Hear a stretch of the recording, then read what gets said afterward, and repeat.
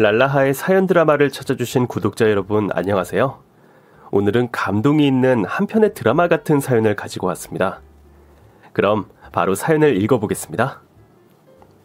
안녕하세요. 30대 중반의 전업주부입니다. 흔히 사이좋은 부부를 가리켜 인꼬 부부라고 하죠. 저는 26의 남편을 만나 결혼하고 5년 동안 변함없는 사랑을 하는 우리 부부야말로 인꼬 부부라고 자부했습니다. 단 한 번도 우리 사이를 의심해 본 적이 없었어요. 그런데 결혼 6년차 접어들 무렵 저에겐 제 인생이 무너질 것 같은 위기의 순간을 만났고, 과연 금슬이 좋다는 게 무엇일까? 대체 부부는 무엇으로 사는가 하는 자괴감과 회한마저 들었는데요. 제가 부부 문제로 대혼란을 겪었던 그때의 이야기를 들려드리고 싶어요. 먼저 우리 부부 이야기부터 할게요. 누군가 두 분 어떻게 만났어요? 하고 물으면 우린 늘 이렇게 답했답니다. 모델하우스에서 주웠어요. 아니, 요즘 모델하우스는 남편을 끼어 팔아요? 그러게요. 그땐 그랬네요.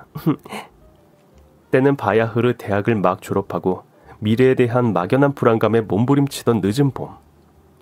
취준생이 되기엔 제 꿈과 야망이 너무 커서 섣불리 아무거나 할 수 없다고 말했지만, 사실 알고 보면 그냥 할 일 없이 뒹굴뒹굴 방바닥이나 긁던 그런 백수 시절을 보내고 있었습니다. 그때 아는 동생 B가 서울 근교에 있는 모델하우스에서 아르바이트를 하고 있으니 심심하면 한번 놀러오라고 하는 게 아니겠어요? 지하철을 타고 다시 마을버스를 갈아타야 하는 제법 난코스였지만 남아도는 게 시간이었던 저는 놀이삼아 재미삼아 아는 동생이 말한 모델하우스에 구경을 갔죠. 그곳에서 나레이터 모델 유니폼을 근사하게 차려입고 안내 멘트를 하는 B가 왠지 웃기면서도 무척 대견해 보였습니다. 30평형대 안방, 아이방, 욕실, 주방 거실로 구성되어 있습니다. 현관장부터 먼저 보실게요. 모던 화이트 계열 컬러로 깔끔하게 처리했고요. 출입 시 현관 조명과 함께 아래 센서 조명까지 켜져서 마치 호텔 같은 현관이 완성되었습니다. 오, 진짜 발밑까지 환하네. 이야, 조명등 배터리는 얼마나 가는데? 그런 쓸데없는 질문하지 마시고요. 다음 주방으로 가보실게요. 왜? 난 주방 말고 침실 가고 싶은데. 거긴 볼 게 없어요. 자자, 주방엔 빌트인 냉장고가 돋보이는 공간입니다. 마치 처음부터 세트처럼 완벽하게 보이시죠? 여기 옆으로 키 큰 장을 같이 시공해서 수납을 늘렸습니다. 한번 보시죠. 이야, 너 진짜 나레이터 모델 같아. 전문가 포스 장렬인데? 언니, 나 진심 잘하지? 완전 대박이지? 완전 감동이다. 너 드디어 적성을 찾았구나. 그런데 문제는 손님이 너무 없어. 내가 이렇게 완벽하게 준비했는데 아깝이. 여긴 멀긴 좀 멀더라. 산 넘고 물 건너 바다 건너 셔셔셔. 우리 집에서 1시간 반 넘게 걸렸어. 그런가? 아무튼 언니랑 이야기하다 보니까 배고파. 나 아침도 못 먹었어. 그럴 줄 알고 이 언니가 준비했지. 저는 일하는 동생을 주려고 싸간 김밥과 유부초밥, 그리고 과일을 꺼냈습니다. 식탁 위에 도시락을 올려놓은 우리는 손님들이 들어오지는 않을까 연신 눈치를 보면서 몰래 김밥을 먹었습니다. 그때였어요. 우리가 있는 30평형대 모델하우스로 들어온 정장 차림의 남자 2명이 있었으니 그들을 보자마자 우린 화들짝 놀라 일어났어요. 다행히 2사람은 구경하러 온 방문객이었습니다. 2 남자는 이것저것 질문을 하며 여기저기를 꼼꼼하게 살펴보았습니다. 아는 동생 B는 짐짓 아무렇지도 않은 척 안내를 했고, 혼자 뻘쭘해진 저는 자리에 앉아서 얌전히 사과를 깎고 있었습니다. B의 안내가 끝났는데 키가 크고 살집이 제법 있어서 어딘가 곰돌이푸같이 생긴 남자가 웃으며 장난을 걸어왔습니다. 궁금한 게 있는데 이 집 사면 혹시 이분도 주시나요? 네? 무슨 말씀이신지요? 지금 사각 갖고 계신 이분이요. 에이, 그런 농담 재미 1도 없는 거 아시죠? B가 매몰차게 말한 게 미안해서 제가 사과를 하나 내밀었습니다. 사과 하나 드실래요? 그래도 될까요? 그럼 사양하지 않고 잘 먹겠습니다. 제가 깎아놓은 사과를 덥석 하나 입에 넣은 남자의 눈빛은 호기심으로 반짝였고 어딘가 선량해 보였어요. 사과를 다 먹고 나서는 혹시 차 안 가져오셨으면 제가 지하철역까지 태워드려도 될까요? 여기 택시 잡기도 어렵던데. 그럼 고맙죠. 언니, 어떻게 할래? 지금 같이 나가면 편하긴 하지. 말은 그렇게 했지만 아는 동생 B는 얼른 제게 귓속말을 했습니다. 저 사람들 믿을 수 있을까? 노총각 아저씨 같은데. 언니, 그냥 나중에 나랑 같이 가. 라고 속삭였어요. 그런데 이상하게도 저는 그 남자와 같이 가도 괜찮을 것만 같더라고요. 평소 같으면 그런 아저씨의 제안 따위 흥하고 튕겼을 텐데 왠지 모를 믿음이 갔달까? 저도 모르게 주섬주섬 가방을 챙겨 들고 일어서고 있더라고요. 태워주시면 고맙죠. 정장 차림의 남자들은 같은 회사 선후배 사이였고 외국계 기업 식품회사에 다니고 있었습니다. 후배는 결혼해서 아이가 3살이라며 같이 가는 내내 귀가 따갑도록 아들 자랑을 했습니다. 뒷좌석에 앉아서 그래, 네 아들 신동이다 신동. 제발 네 아들 얘기 그만하고 운전하는 네 선배 이야기 좀 들으면 안 되겠니? 하는 마음이었지만 차마 운전석에 있는 곰돌이푸에게 말을 걸지 못했어요. 조대리, 여기서 지하철 타면 한 번에 갈 거야. 그치? 내일 보자. 예? 선배님은? 이 숙녀분 댁까지 모셔다 드리고 갈게. 오, 후배를 떨쳐보내는 저 박력. 저는 속으로 박수를 치며 좋아라 했어요. 자기소개도 못했네요. 김형준이라고 합니다. 민수진입니다. 남자는 저보다 9살이 많은 연상이었지만 동안이라 그런지 전혀 나이 차이가 느껴지지 않았어요. 제가 집중하느라 입술을 삐쭉 내밀고 야무지게 사과 깎는 모습을 보고 반했다는 게 어딘지 괴짜 같아 보였지만 그런 솔직함이 또 매력적으로 느껴졌습니다. 서로의 휴대폰 번호를 주고받고 SNS 계정으로 친구도 맺었어요. 우리 하루 만에 절친됐네요. 내일 뭐예요? 그렇게 우린 이틀이 멀다 하고 만났고 그해 여름 급속도로 가까워졌습니다. 그해 가을 우리 집이 재건축에 들어가면서 가족들이 다른 곳으로 이사를 가게 됐는데 저는 이 기회를 틈타 원룸에서 나 홀로 독립을 하고 싶다고 부모님께 말씀드렸어요. 이 이야기를 들은 곰돌이푸는 자취생활은 절대 안 된다며 반대를 하더라고요. 안 돼. 원룸에 너 혼자 산다고?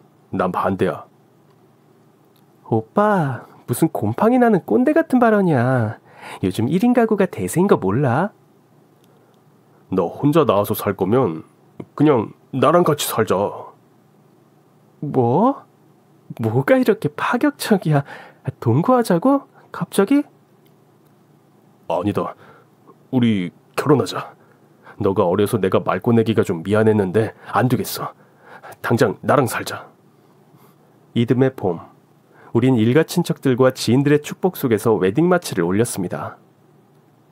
모델하우스에서 만났던 남편의 직장 후배 조대리와 내가 아는 동생 B는 자기들이 이 결혼의 1등 공신이라며 정장 한 벌로는 부족하니 구두에 가방도 있어야 한다고 너스레를 떨었고 우린 우리의 마음을 담은 두툼한 금일봉을 전달해서 그들의 마음을 흡족하게 했습니다. 남편네 회사는 외국 계열이라 그런지 복지 혜택이 좋았어요. 흔히 말하는 워라밸의 끝판왕이랄까? 자기 일만 정직하게 해놓으면 아무런 간섭 없이 정시 퇴근이 가능했습니다. 야근이 없으니 자연스럽게 집에서 함께하는 시간이 많았고 우린 같이 테니스를 배우거나 영화를 보거나 맛집 탐방을 하면서 행복한 시간을 보냈습니다. 휴가도 상당히 자유롭게 신청할 수 있어서 일주일씩 가까운 곳으로 해외여행을 다녀오기도 했죠. 남편과 함께하는 시간이 많으니 자연스럽게 우린 인꼬 부부라고 불렀습니다. 저희 아파트 같은 라인에 사는 한 아주머니는 만날 때마다 저희에게 배 도라지 즙을 나눠주곤 했는데 그분은 우릴 볼 때마다 부러워하셨어요. 남편이랑 이렇게 같이 다니니 얼마나 좋으세요. 우리 동네에서 부부 금슬이 제일 좋은 인꼬 부부. 아우, 부럽다 정말. 그 말을 들을 때마다 피식하고 웃음이 새어나왔지만 저는 꼭 참았어요. 세상에 인꼬가 다 죽었나? 우리가 사소한 걸로 티격태격 싸우는 걸 보면 그런 말 안 할 텐데, 그지? 남들 눈엔 우리가 인꼬 부부로 보이나 보지. 근데 인꼬가 정말 사이가 좋은 조류가 맞아? 알고 보면 바람둥이고 그런 거 아니야? 옛날에 우리 집에서 인꼬 키운 적 있어. 인꼬라고 부르지만 실은 앵무새래. 일본어로 인꼬인 거지. 새 박사님. 그래서 앵무새는 부부 금슬이 좋습니까? 네, 그렇습니다. 아주 금슬이 좋습니다. 남편이 어렸을 때 인꼬, 그러니까 앵무새 2마리를 키웠는데 어느 날 모이를 주려고 새장문을 연 순간 수컷 앵무가 그 틈을 타 도망을 갔대요. 그래서 남편은 암컷 앵무도 수컷을 따라 날아갈 수 있도록 일부러 문을 열어놓았지만 암컷은 새장 밖으로 나가지 않고 그 자리를 지켰다고 해요. 그리고 어느 날 거짓말처럼 수컷 앵무가 다시 돌아왔다고 합니다. 새장으로 돌아온 수컷과 그를 기다린 암컷은 더 사이가 좋아졌는지 얼마 뒤에 새끼까지 낳아 행복하게 살았대요. 그 이야기를 듣고 전 남편에게 질문을 했습니다. 자기야, 만일 자기도 수컷 인꼬처럼 우연히 새장을 나가게 되잖아. 그럼 다시 돌아올 거야? 남편은 잠시 생각에 잠긴 뒤 입을 열었습니다. 당연하지 않을까? 즐거운 곳에서 날 오라 하여도 내 쉴 곳은 작은 집, 여기 내 집뿐인데. 뭐야, 노래가사 읊지 말고요. 제대로 대답하라고. 난 무슨 일이 있어도 반드시 돌아와. 당신 옆이 내가 있어야 할 자리야. 알겠니, 바보야. 아무튼 넓고 따스한 남편의 품 안에서 부족함을 모르고 지냈습니다. 하지만 마냥 속편했던 건 아니에요. 이런 남편의 사랑과는 반대로 시어머니의 사랑을 받지 못했거든요. 시어머니는 어딘가 좀 차갑고 냉정한 사람이었습니다. 남편은 위로 누나가 둘 있는 막내였어요. 어려서부터 시어머니의 사랑을 듬뿍 받아서 사랑도 애교도 많은 편이었죠. 그런 남편을 제가 뺏어갔다고 생각하시는 건지 시어머니는 우리의 결혼을 반대하진 않으셨지만 그렇다고 절 반겨주시지도 않으셨어요. 결혼하고 지금까지 내내 마음을 열어주지 않는 시어머니가 제겐 풀리지 않는 숙제 같았습니다. 아니, 생각해보면 처음 인사를 드렸을 때부터 냉랭하셨던 것 같아요. 미대를 나왔다면서 왜 아무 일도 안 하니? 레슨이라도 하면 좋지 않니? 엄마, 얘는 남을 가르치는 게 부담스러워서 그래. 재능이 아깝잖아. 젊은 애가 전업주부만 하기엔. 어머니, 제가 맞벌이가 아니어서 싫으세요? 제가 오빠 고생시키는 것 같으세요? 아니다, 그런 거. 됐다, 그만하자. 네가 정 싫다는데 그럼 할 수 없지. 자기 아들 혼자 직장생활하며 밥벌이 하는 게 싫으셨던 걸까요? 아니면 며느리가 전업주부인 게 못마땅하셨던 걸까요? 아무튼 일하지 않는 저를 탐탁찮아 하시는 건 확실했습니다. 한여름 무더위가 기승을 부리던 날 아버님 제사를 모시러 시댁에 갔을 때도 어머니는 혹독했습니다. 어머니, 고구마전은 제가 자신 있어요. 제가 구울게요. 아니, 됐다. 넌 그냥 있으렴. 시어머니는 매번 저에게 일을 맡기지 않으셨고 자신과 신우들이 직접 제수 음식을 장만하셨어요. 그나마 설거지도 겨우 할 수 있었습니다. 그래서 전 이번 제사만큼은 이 집 며느리로서 입지를 다져야겠다 싶어서 시댁에 도착하자마자 서둘러 앞치마를 둘렀습니다. 어머니, 이제 저도 이댁 며느리니까 제가 한번 음식을 해볼게요. 한번 맡겨주세요. 네? 제 목소리가 너무 결연해 보였을까요? 어머니는 전 그렇다면 그렇게 하렴 하고 흔쾌히 허락해 주셨어요. 그리고는 정말이지 손 하나 거들지 않으셨어요. 그날따라 신우들조차 시어머니를 따라 일손을 놓고 거실에서 텔레비전을 보더라고요. 저는 에어컨 바람도 들어오지 않는 부엌가스레인지 불 앞에서 주룩주룩 흘러내리는 땀으로 샤워를 하며 땀 닦을 새도 없이 전을 붙이고 또 붙였습니다. 이런 게 시집살이인가? 이런 게 바로 말로만 듣던 그 씨월드인가? 현타가 왔어요. 내 입이 방정이다. 왜 내가 혼자 한다고 해가지고 이 고생을 사서 하는 걸까 하면서 바삭하게 튀겨진 새우튀김을 부지런히 건져내고 있을 때였어요. 혼자 불 앞에서 낑낑대는 저를 시어머니가 쓱 보시더니 드라마를 보며 누워있는 시누이들에게 말했습니다. 저기 네 올케한테 선풍기 좀 갖다 주렴. 와, 에어컨도 아니고 선풍기라뇨. 큰 시누이가 제 등을 향해 선풍기 바람을 강으로 보내주면서 물었어요. 어때? 좀 시원해? 네, 언니. 눈물 나도록 시원하네요. 그 다음날 저는 그대로 침대에 쓰러져 꼼짝도 못하고 누워 있었습니다.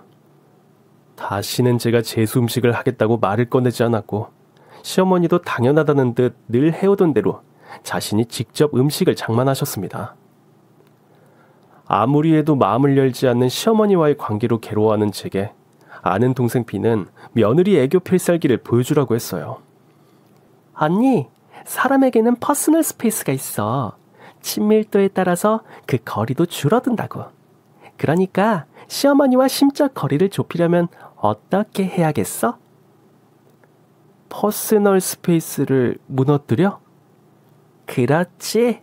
언니의 애교로 기선을 제압하고 스킨십으로 퍼스널 스페이스를 확 넘어가 버려. 오, 뭔가 설득력 있는데? 그치? 나 정말 똑똑하지? 아휴, 이런 인재가 2년째 취준생이라니 이래서 될 일이야? 그래서 대한민국의 미래가 어두운 거라고. 나. 아는 동생 B의 조언을 듣고 이제나 저제나 시어머니를 찾아갈 타이밍만 재고 있었는데요. 얼마 지나지 않아 어머니 생신이라 모처럼의 기회가 찾아왔어요. 가족 외식을 하려고 태국 음식점으로 갔을 때였어요. 차를 주차하고 식당으로 이동하면서 저는 몹시 의식을 했지만 겉으로는 아무렇지 않은 듯 자연스럽게 시어머니의 팔짱을 꼈습니다. 어머니 같이 가요. 하지만 시어머니는 몹시도 무표정한 얼굴로 자신에게 팔짱을 낀 제 손을 슬그머니 빼셨어요. 그때의 찹찹함이란 제 마음까지 다 얼 것 같았어요. 그날 제가 그렇게 좋아하는 똠양꿍이 코로 들어가는지 입으로 들어가는지 정신이 혼미했습니다. 더 이상 다가오지 말라는 무언의 경고 같아서 집으로 돌아와 서럽게 울었습니다. 어머니는 왜 그러실까? 내가 뭐 잘못했나? 왜 매번 차갑게 그러셔? 아니야, 그냥 너 힘들게 안 하려고 그러시는 거지. 자기 때문에 그러는 거 아니야. 어머니는 일제시대 태어났으면 분명 독립운동가가 되셨을 거야. 고문을 해도 입도 뻥끗 안 하고 찔러도 피 한 방울 안 흘리면서 꿋꿋하게 견디는 냉혈한. 아이고, 우리 마누라 많이 속상했어요. 여기가 너무 아파. 시댁을 다녀올 때마다 더해지는 속상한 마음을 남편이 달래주었습니다. 그럴 때마다 내가 좀 더 열심히 하면 어머님께서도 마음을 좀 열어주시겠지 하며 긍정적인 마음을 내었습니다. 열심히 뜨개질을 배워서 어머니 모자도 만들어드리고 베이킹을 배우면 쿠키를 구워서 시어머니께 보내드리기도 했어요. 그렇게 어느 정도의 시간이 흘렀을까? 이번엔 남편의 태도도 조금씩 달라졌어요. 무슨 일인지 덩치가 퉁퉁했던 사람이 점차적으로 살이 빠져갔고 얼굴은 턱선이 살아나서 샤프하게 보였어요. 옷 입는 스타일도 바뀌어서 운동복 즐겨 입는 연하남 느낌이 난달까요? 외모도 외모지만 성격도 엄청 달라졌어요. 사소한 일에도 예민해져서는 제게 화를 내는 일이 잦아졌습니다. 이를테면 냄새에 예민해져서 제가 김치통을 제대로 닫아놓지 않아서 냉장고에 김치 냄새가 난다고 타박하기도 했고요. 여보, 김치통 뚜껑 좀 제대로 닫아. 냉장고에 김치 냄새 나면 역겹단 말이야. 알았어. 미안. 깜빡했어. 한두 번이 아니잖아. 그냥 싫다다 두고 몇 번이나 김치 쏟은 적도 있잖아. 냉장고에 김치물 베이면 그거 닦는 게 얼마나 힘든지 알아? 알았어. 야무지게 닫아 놓을게. 갑자기 웬 잔소리야? 당신이 잘하면 이런 말 안 할 거 아냐? 아휴, 애도 아니고. 알았다고. 앞으로 잘할게. 그런가 하면 재활용 쓰레기를 매일 버리지 않는다고 절 나무라기도 했어요. 저는 깔끔한 것을 좋아하는 남편을 따라 집안일을 조금은 잘하게 된 것 같은데 남편 성에는 안 차는 모양이에요. 어머님이 살림을 잘하시니 남편의 기준은 지나치게 높아요. 한 번은 제가 반쯤 먹다 남은 된장국을 용기에 담고 랩으로 대충 싸서 냉장고에 넣어두었는데 남편이 그걸 꺼내다가 그대로 쏟은 거예요. 여느 때 같으면 그냥 닫고 좀 조심하라고 할 남편은 참지 않고 버럭 화를 냈습니다. 아, 좀! 이것도 제대로 못하지! 몇 번이나 말하냐? 또 흘렀어! 아, 왜 그래? 사람 숨 막히게. 잘못했어. 잘못했다고. 나도 밥하고 설거지하고 급하게 은행 간다고 그렇게 된 거야. 일부러 그런 게 아니라고. 그게 자기한테 이렇게까지 야단 맞을 일이야? 요즘 오빠 왜 그래? 나한테 불만 있어? 불만 있으면 말로 해. 자꾸 짜증내고 화내지 말고. 저도 참지 않고 불만을 다 토로했고 그날 밤 우린 처음으로 서로 말을 하지 않고 각방을 썼어요. 다음 날도 하루 종일 불편했습니다. 답답한 마음에 아는 동생 B에게 전화를 걸어 하소연을 했습니다. 언니, 목소리가 왜 그렇게 힘이 없어? 요즘 남편하고 관계가 좀 안 좋아. 어떻게 안 좋은데? 남편이 예민해져서 작은 일에도 왕 짜증이야. 화도 잘 내. 나한테 말도 함부로 해서 좀 무섭기도 하고. 이젠 한 공간에 같이 있는 게 너무 숨 막히고 힘들 정도야. 형부가 그런 태도를 보인 지 얼마나 됐는데? 지난 4월인가 그랬으니까 한 달 좀 더 넘었네. 형부 나이가 몇 살이야? 내년이면 40이야. 완전 아저씨지. 언니, 그거 갱년기 아니야? 전에 목욕탕 갔는데 아줌마들이 남편이 갱년기라고 막 그러더라고. 그거 50대에 오는 거 아니니? 아는 동생 B는 남편이 남자 갱년기 같다고 했어요. 언니, 남자도 갱년기가 오면 시시때때로 짜증내고 삐지고 드라마 보면서 그렇게 운대. 호르몬이 바뀌는 거지. 남성에서 여성으로. 정말 우리 남편 증상이랑 비슷한데. 너 정말 예리하다. 그치? 언니, 나 예리하게 너무 잘 진단하지? 다시 의욕이 솟구치는데 지금이라도 의대 한번 도전해볼까? 저는 인터넷으로 남성 갱년기 증상을 검색해보고 우리 남편이 갱년기임을 믿어 의심치 않았어요. 그렇지 않고서야 남편이 이렇게 변할 리가 없으니까요. 그 이후로도 저는 남편을 유심히 관찰했죠. 남편이 좀 예민하게 굴어도 이해가 됐어요. 갱년기라서 저렇다 하고요. 그런데 어느 날 남편이 샤워를 하고 나왔는데 욕실 세면대에 머리카락이 엄청 빠져 있는 거예요. 헐, 저는 남편이 걱정되어 조심스럽게 물었습니다. 여보, 당신 머리카락 엄청 빠졌어. 탈모 오는 거 아니야? 당신 아버님 어떠셨어? 그런 거 아니야. 계절 바뀌면 그래. 호들갑 떨지 마.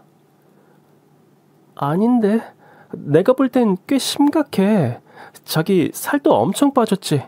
어디 아픈 거 아니야? 괜찮다고. 난 멀쩡해. 당신 요즘 갱년기 같아. 호르몬 이상으로 예민해질 수 있대. 우리 병원이라도 가보자, 응?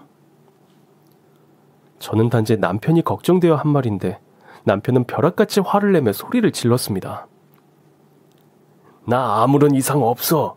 제발 날 환자 취급 좀 하지 말라고. 우리 사이는 좀처럼 더 가까워지지 않았습니다. 이렇게 사사건건 불만을 가진 사람과 어떻게 살아야 할지 막막했어요. 더 이상 날 사랑하지 않는 걸까? 결국 우리 사랑은 이 정도밖에 안 되는 걸까? 온갖 망상이 저를 괴롭혔습니다. 지금까진 늘 둘이 함께 붙어 있었고 남편만 의지하고 살아서 더 서운하고 힘들었습니다. 그런 생활이 이어진 지 한 달 정도 지났을 때 그 사달이 났습니다. 남편이 여행용 캐리어에 옷장 속에 있는 자기 옷을 쓸어 담고 있는 게 아니겠습니까? 저는 그 광경에 깜짝 놀라 소리를 쳤습니다. 여보, 당신 지금 뭐해? 어디 가? 해외 출장. 갑자기? 어디로? 남편은 대답해주지 않았어요. 전 기가 막혔어요. 남편 회사는 출장 업기로 유명하다고 남편 본인 입으로 그렇게 말해놓고는 느닷없이 출장이라뇨. 그것도 해외 출장이라니 이 남자가 왜 이러나 싶었습니다. 언제 오는데? 얼마나 걸릴지 몰라. 한 5년 정도 걸릴 수 있어. 나 기다리지 말고 친정에 가 있어. 그게 무슨 말이야? 난데없이 5년짜리 출장이라니. 세상에, 이런 게 어디 있어요. 제가 붙잡을 새도 없이 남편은 그대로 휙 하고 집을 나가버렸습니다. 그리고 그 길로 돌아오지 않았어요. 저는 황당하고 어이가 없어서 당장 뭘 어떻게 해야 할지 몰랐어요. 물 한 잔을 마시고 심호흡을 하고 남편에게 전화를 걸었지만 남편의 전화기는 꺼져 있었습니다. 남편 회사에 전화를 해봤죠. 안녕하세요. 저는 김형준 부장 와이프인데요. 저희 남편이 출장에 갑자기 잡혔던데 맞죠? 네, 사모님 출장 맞으시고요. 그게 어디로 가셨는지는 알려드릴 수 없어요. 죄송합니다. 뭔가 숨기는 게 분명한데 회사에선 더 이상 알려줄 것 같지 않더라고요. 남편과 절친한 후배 조대리에게 전화했습니다. 조대리님 잘 지내시죠? 형수님, 저는 잘 지내고 있죠. 글쎄, 우리 아들이 구구단을 다 뗐지 뭡니까? 이제 겨우 5살인데요. 한글은 진작에 쓰고 읽고요. 맞다. 형수님은 어떠세요? 우리 남편이 갑자기 출장을 가서 궁금해서요. 회사에 출장 없다고 하지 않았어요? 형수님, 출장 없는 회사가 어디 있어요? 그것도 우리 같은 외국계 회사에서요.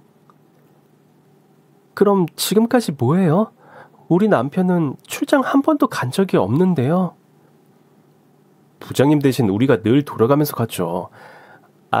형수님, 죄송한데요. 지금 제가 업무가 급해서. 죄송합니다. 다음에 봬요. 뭐가 뭔지 알 수가 없고 나 빼고 모두 나를 속이고 있는 것 같아서 진짜 말 그대로 미쳐 돌아버릴 노릇이었습니다. 남편은 어딜 갔는지 몰라도 갔으면 잘 갔는지 연락이라도 좀 해줬으면 좋겠는데 그게 안 되니까 저는 너무 속상해서 눈물만 뚝뚝 흘렸습니다. 남편의 SNS도 업로드가 안 된 지가 꽤 오래되었어요. 그리고 얼마 뒤 남편의 전화가 어느새 없는 번호로 바뀐 걸 알고 저는 올 것이 왔구나 했어요. 정말 하늘이 무너지는 것 같았습니다. 제 소식을 어떻게 알았는지 친정 부모님이 집으로 한 걸음에 달려오셨습니다. 엄마를 보자 그동안 참았던 서름이 폭발했습니다. 엄마, 오빠가 갑자기 사라졌어. 연기처럼 사라졌어, 엄마. 아유, 그래, 불쌍한 내 새끼. 괜찮아, 다 괜찮아. 엄마가 있잖아. 엄마 품에서 한참을 울고 나니 마음이 차분해졌습니다. 엄마, 근데 어떻게 알고 왔어? 네 시어머니 전화 받고 너 혼자 있는데 얼른 데려가라고 하대. 어머님이? 그래, 무슨 일인지 모르겠지만 일단 여기 혼자 있지 말고 당장 집으로 들어가자. 엄마, 나 안 가. 아니, 못 가. 남편도 없고 시어머니도 가라는데 네가 여기 왜 있어? 넌 자존심도 없니? 당장 가. 아니, 나 오빠 기다릴 거야. 오빠 올 때까지 내가 지킬 거야. 오빠는 반드시 돌아올 거야. 제 고집이 또 한 고집하는 걸 잘 아시는 부모님은 밥 잘 챙겨 먹으라고 신신당부하시며 돌아가셨습니다. 그렇게 하루하루 페인처럼 산 지 한 달 정도가 지났을까요? 이번엔 시어머니가 우리 집으로 오셨습니다. 시어머니의 얼굴을 보자마자 눈물이 펑 터져버렸습니다. 어머님, 그이가 없어졌어요. 온데간데 없이 사라졌어요. 저한테 말도 안 하고요. 갑자기 출장 간다면서요. 집을 나가서 안 돌아와요. 하면서 어린애처럼 엉엉 울었습니다. 차갑고 매몰찬 인조인간 같은 시어머니가 갑자기 절 꼭 안아주며 같이 눈물을 흘리셨어요. 알아. 그동안 너무 힘들었지, 아가. 시어머니의 따뜻한 말 한마디에 저는 이게 무슨 영문인가 싶어 어안이 벙벙했습니다. 시어머니는 여태껏 저만 몰랐던 남편의 비밀을 들려주셨습니다. 남편은 오래전부터 희귀병을 앓고 있었다는 걸 말이죠. 형준이가 중학교 1학년 때 갑작스런 고열로 병원에 입원했는데 그때 알게 됐지. 난치성 희귀병이 있다는 걸. 애는 혼수 상태에 빠져서 사경을 헤맸지. 병원에서는 장례 준비하라고 하지. 그땐 정말 내가 미치는 줄 알았어. 모두 나한테 절망적이라고, 포기하라고, 마음 접으라고 하는데 그게 돼? 내가 엄마인데 어떻게 아들을 포기해? 어머니는 병상에 누워있는 아들을 포기할 수 없었다고 해요. 아이의 손을 잡고 몇 날 며칠을 간절한 마음으로 기도했대요. 이런 시어머니의 간절한 마음이 하늘에 닿은 것인지 아들은 기적적으로 건강을 회복했고 퇴원을 하고 다시 평범한 일상으로 돌아왔다고 합니다. 그렇다고 난치성 희귀병이 완치된 것은 아니었어요. 6개월에 한 번씩 건강검진을 받고 그렇게 5년이 지나 완치 판정이 내려졌지만 시어머니는 아들의 병이 언제 재발될지 몰라서 늘 조마조마하셨대요. 그래서 아들이 자라 결혼 생각 없이 노총각으로 지내도 별 불만이 없었고 한편으로 다행이다 싶으셨는데 갑자기 결혼하겠다며 저를 소개했을 때 너무 놀라셨다고 합니다. 이 결혼을 시켜야 되나 말아야 되나 고민이 많았는데 자기 아들이 너무 행복해 보여서 차마 결혼을 반대할 수 없었다고 해요. 시어머니는 언제 떠날지 모르는 아들 며느리에게 정을 붙이고 싶지 않아서 일부러 마음에도 없는 행동을 해오셨다고 속마음을 털어놓으셨어요. 미안하다. 내가 참 모질게 굴었지. 정 안 붙이려고 그랬어. 늦었지만 용서해다오. 그런 줄도 모르고 저 뒤로 어머니 욕 엄청 했어요. 그래. 못된 시어머니 욕은 3번, 4번 해도 돼. 아니, 네 맘이 다 풀릴 때까지 하렴. 어머니, 근데 오빠는요? 우리 형준 씨는 지금 어디 있어요? 그게... 시어머니는 또다시 흐르는 눈물을 겨우 닦고 남편의 근황을 들려주었습니다. 남편은 지난 봄 병이 악화되어 시한부 판정을 받았다고 합니다. 남편을 최대한 치료라도 받아볼 심산으로 제 발로 전문 요양병원에 입원했고 자칫 투병 생활이 오래되면 간병하는 사람이 힘드니까 저에겐 제발 비밀로 해달라고 했대요. 어머니 너무해요. 제가 아무리 어려도 남편 병간호 못할까 봐요.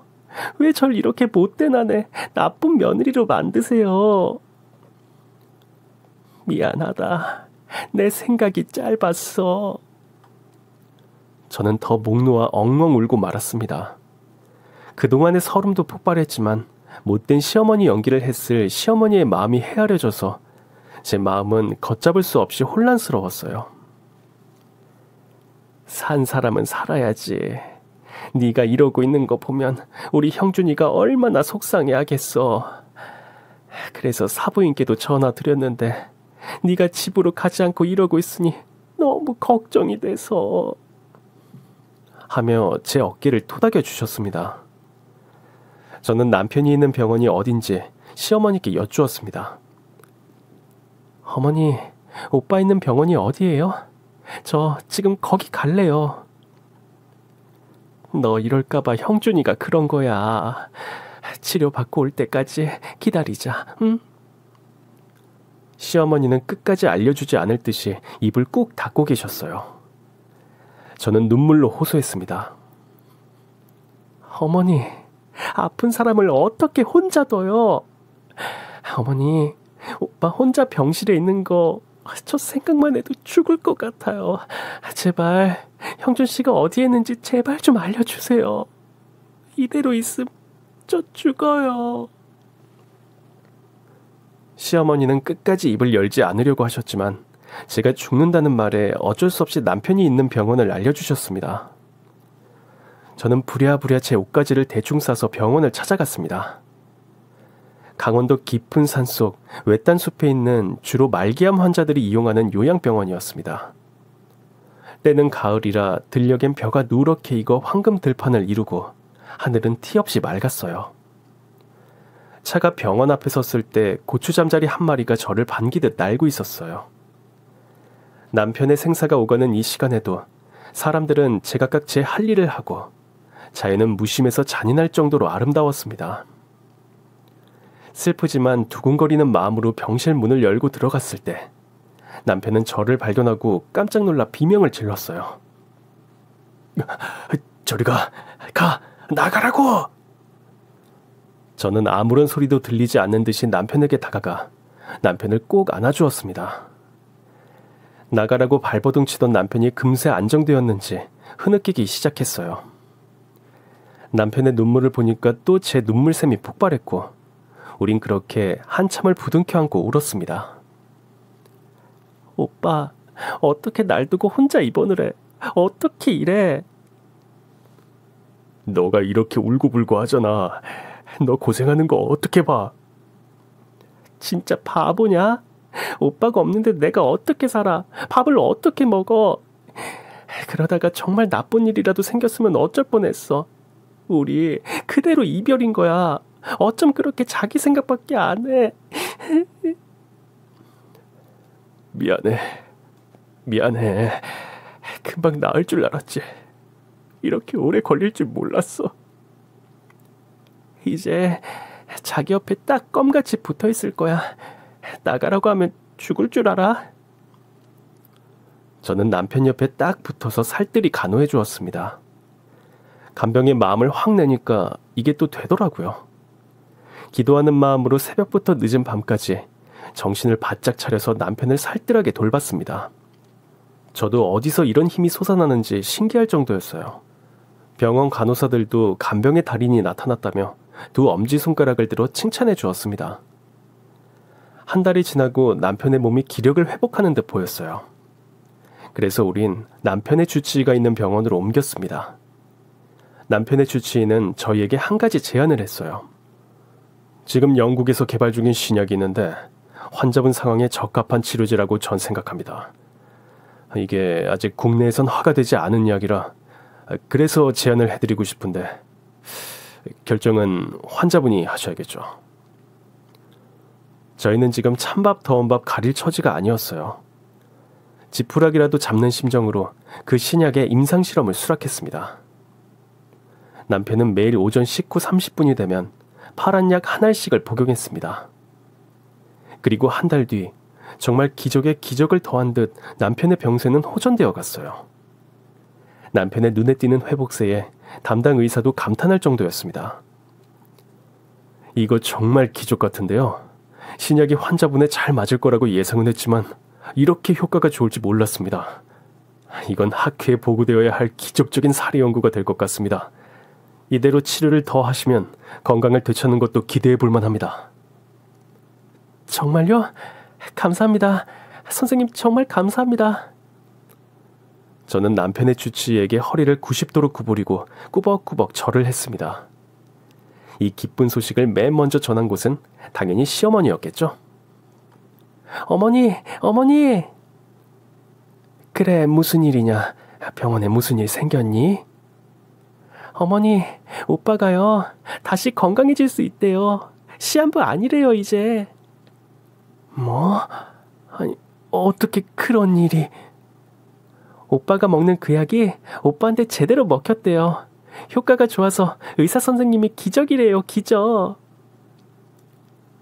우리 며느리가 지극정성으로 간호하니까 하늘이 감동을 받으셨네. 아휴, 장하다, 우리 며느리. 아니에요. 오빠가 잘 견뎌서 그래요, 어머니. 그리고 어머니 덕분이고요. 어머니, 기도해 주셔서 감사합니다. 정말 감사합니다.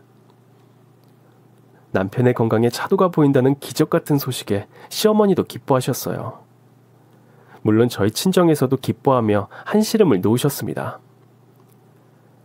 김서방 주려고 엄마가 영지버섯이랑 동충하초 끓여놨어. 그거 가져가. 엄마, 환자는 아무거나 막 먹으면 안 돼. 우리 의사 선생님이 먹으라고 하는 것만 먹을 거거든. 아유, 참 그래, 잘났다. 내일 네 아빠랑 병원에 갈게. 김서방한테 축하한다고 전해줘. 고마워요. 그렇게 5년이 지났습니다. 솔직히 지난 5년은 10년처럼 길게 느껴지기도 할 만큼 쉽지 않았어요.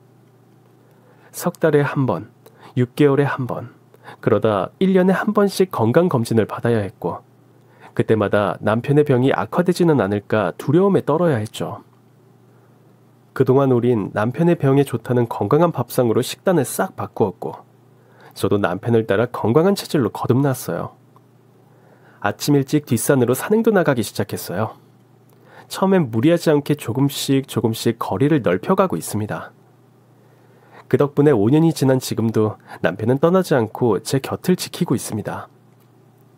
아파트에서 자주 마주치는 배도라지 아주머니는 아직도 저희를 보면 인꼬부부라고 부르시는데요. 예전과 달리 피식 웃지 않고 감사한 마음이 듭니다. 여보, 당신 또 갑자기 출장 잡고 그러는 거 아니지? 당근 아니지. 내 인생에 출장은 없어. 정말이야? 하늘 땅 별 땅 맹세할게. 근데 당신 내가 출장 간다고 했을 때 왜 도망 안 갔어? 친정에 가 있으라고 했잖아. 날 뭘로 보고. 당신이 그랬잖아. 세장을 나간 수컷 인꼬가 다시 돌아왔다고. 당신은 언제든 돌아올 거라고 그랬잖아. 불교에서 부부의 인연은 8,000겁의 인연이 맺어진 결과라고 하는데요. 그런 귀한 인연도 믿음이 없으면 쉽게 무너질 거라고 생각해요. 남편의 난데없는 출장에 지옥에 대해 혼란을 겪으면서도 남편에 대한 믿음은 변치 않았어요. 신기해요. 어떻게 한 사람에 대한 믿음이 이렇게 강할 수 있을까? 이게 사랑인 걸까요? 남편이 사랑으로 다정하게 절 품어주었듯 저도 남편에게 변함없이 따스한 보금자리가 되었으면 합니다. 그리고 늘 저에게 좋은 조언을 해준 다재다능한 아는 동생 비에게도 이 자리를 빌려 한마디 건네고 싶네요. 친애하는 비야, 너는 재능도 많고 세상에 관심도 많지? 생각처럼 일이 잘 풀리지 않아서 고민하는 널 언제나 응원해. 그런데 말이야, 이것저것 재고 개선하면 아무것도 이룰 수가 없더라. 이거다 싶은 것이 생기면 생각은 멈추고 행동으로 옮겨야지 비로소 내 것이 되더라고.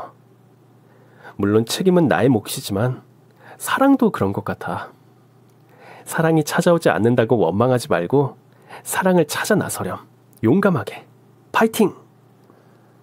어떠셨나요? 오늘의 사연도 재미있고 흥미진진하셨나요? 이 사연에 공감하셨다면 그럼 구독과 좋아요를 꼭 눌러주세요. 저는 내일도 더 화끈하고 재밌는 이야기로 찾아오겠습니다. 행복한 하루 보내세요.